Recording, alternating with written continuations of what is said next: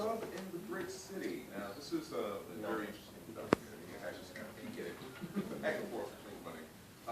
Can you just give us a little more detail on the thought behind this particular documentary? It's my story. Okay. Miss Stephens A teacher. And from 1999 to 2004, I was a substitute teacher. And it became more like social work instead of teaching because of all the problems that were occurring in the city with the children. I used my main character, Isha, played by Miss Tina, as How's that come up too? Come on up. come Come on up here. and I have Treasure, who's one of the real students I taught who lived this, who coincidentally showed up at an open call audition.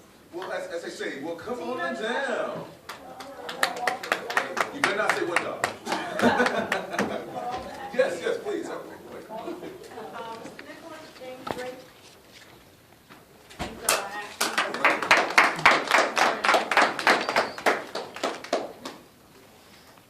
You know, Mr. Drake is from the metal detector scene, Yes, security yes. guard. Yes. Gotta get searched. Eddie Nicholas, the stern administrator. Tina Jetta, Isha. Just scoot over a Treasure little bit. Chapman. Guys, just scoot over a little bit. We got a pretty wide stage here. Danny, who also actually lived with me through this. She attended the school I was at. Okay. So you got inside information for us. Yeah. Tell us even more details. Great. It's pretty great, but where do I start? Well, what was that, back in 2000, 2004, 2005? You were a freshman. Yeah. Yeah, so it was a disaster. There was a lot of people that didn't have a mother and father, and they showed out in class. They were out there selling drugs, as you've seen. People were murdered. People that I actually knew that were murdered and stuff of that nature. I met Shani actually in the hallway. I was getting in trouble, actually, and she kind of saved me. So, you know, because I had to fight all the time. There was a lot of jealousy. There was a lot of stuff. You can fight over anything in that school. So I had a lot of fights and stuff, especially because I was on the basketball team. And she actually, you know, was there trying to help me and stuff like that. So that's how I got the pleasure of meeting her. But it was crazy. It's a lot of hardship and poor people out here, especially in our city. So they like to act out in rage because, you know, things just need to change. There's really need to be more programs for the youth to do. And you have a lot of kids coming from homes without the father, and at this point without the mother. And that's who Tina represents. She actually came from another state to transform into a child from Newark, New Jersey. And you can kind of ask her what that was like, becoming someone else and becoming involved with a child whose life was so much different than hers. Kids that come to school humble. Kids that come to school and act up because they can't read. I had kids come to 9th grade that were on 2nd grade reading levels. So they act up. Gang members that prey on kids in special needs classes. They feel weak. They want to get attention. They join a gang. And if they have some type of emotional disturbance, sadly, it's nothing to put a gun in their hand and tell them to go and do something. These were the things I was seeing. And Tina, you could speak about what it felt like to come from another state, another place in time, and become Isha. Yeah, please tell us a little bit about that. Okay. Well, I'm from Connecticut. CT? Yeah. Well, how I got into this, I'll say a little about that, because I've been doing this my whole life since I was 4. And my mom, who's in the audience, she's Shout out to Janet. she's been with me through the start, so she's like my manager, so my momager. And then and we heard about this project because of the filmmaker Shahid. He told us about this project, and my mom, you know, she's like, okay, let's do it. So you know, I auditioned, I got the part, and it was great.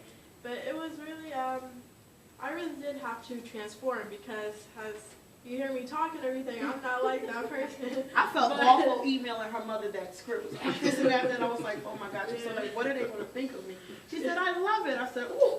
Because it was an edgy, you know, something different. Yeah, it was nice becoming someone else because I've never had to portray a character like that, so it was really nice. Got to be bad, huh? Yeah, trying to transform into that. Someone who's from Newark, who grew up there, and who has to go out and sell drugs because that's the only way that I can get food on the table. So it was definitely hard, but I liked it. It was a good experience. You know, I think most of us who live within the tri-state area, you don't have to be from Jersey to know Newark, honestly. I'm not even from the tri-state area. I grew up in Alabama. I moved here in 1998, and I remember the first time I walked into Newark, it looked like somewhere from down south to me. And those were burnt out places, you know, little small towns that thrived back in maybe, you know, the early parts of the centuries, and then now at this point, it's a lot different. We had a documentary, I believe it was yesterday, Poverty Inc., which described these situations that bring us into these types of situations. You know, the way the government manipulates things that forces our neighborhoods into poverty, which forces people to make decisions and actions that maybe they wouldn't do or would not have done had more opportunities been there for them. You know, so I think the story itself is one that needs to be told, because again, we have to remind ourselves what is really going on out here. Now, this is a question I want to direct to all of you guys in the sense, and gentlemen, I definitely would like your intake on it. You know, having worked on this project, has it changed the way that you see certain things, especially within Newark itself, or has it pretty much just developed your sense even further? Well, what has happened here? I'm not from Newark. I was born on the ground level of the project. I'm from Montclair, which is a suburb outside of Newark. Shani, she wrote this. She came to me about 20 years ago. This is how long this project has been on the ground, talking about that she had a project that she wanted to do. And as she said, it came from her experiences from working in the Newark public school system. I work in the Montclair public school system, so it's two totally different school systems, but we still have the same issues that other school systems have. So in my light, it just sheds more light of what goes on in the inner city. We all know about it, but do we take the time to do anything about it? In this way, with this movie, we now have an opportunity to show what's going on, but at the same token, we now can pinpoint and we can really start dissecting and doing things about it. Even to the whole script is really an hour and 15 minutes. I get blessed one day to get investors and get a budget. I can tell the stories, because what I wanted to also touch on in terms of Isha, there's a problem with the healthcare system and poor people not having health insurance. One thing I didn't get to show, hopefully one day I will, is that she had a little brother at home. And another reason why she was outside selling drugs is because parents were incarcerated, so the health insurance was gone, and her younger sibling actually had HIV and no way to get the medication. So the aunt was like, you know, you got to go out there, you know. And sadly, then she's also become a victim of, you know, child endangerment out on the streets. Right. Yeah. It's the system being forced again, that funnel that forces you into that tunnel where you normally would not go, but because the options not being there, well, now you're making a decision to do the other thing because the legal way isn't working. It's the legal way has taken away all your options. So now you're forced to do the other. Please. One thing that did change, and my sister actually is the charter schools are actually being put in North now. So that's a lot better. I see my sister has homework. I'll be looking at it like, oh my God. But I'm glad that she's learning Spanish and stuff of that nature. So things are improving as far as the school system. Very good. Very good. Clap on that one. Sir, please. Yes, I'm from Newark, and I was born and raised in Newark, and I saw the riots. You know, and it was doing real good. When amnesia was in there, right? They had jobs, you know, a lot of factories. But what happened was, all the factories were going to move. And amnesia, he said, I'll give you 10 years free income taxes. Right? And they stayed, but after that they left. You know. But one of the reasons why children mistreat children is not been told. It's a psychological problem. You see, what happened was the man was taken out of the family for whatever reason it was. So the boy didn't have a role model, right? He didn't have the love because he came hostile. And hostility breeds violence. So he joins a gang, right? And when you're violent of that nature, you kill.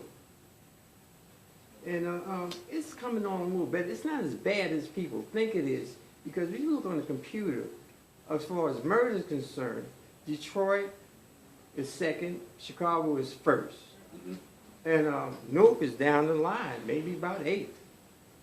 And then you have dangerous places to live and Newark is, maybe about 10th or 11th. So the media has a lot to do with it, but it will prosper.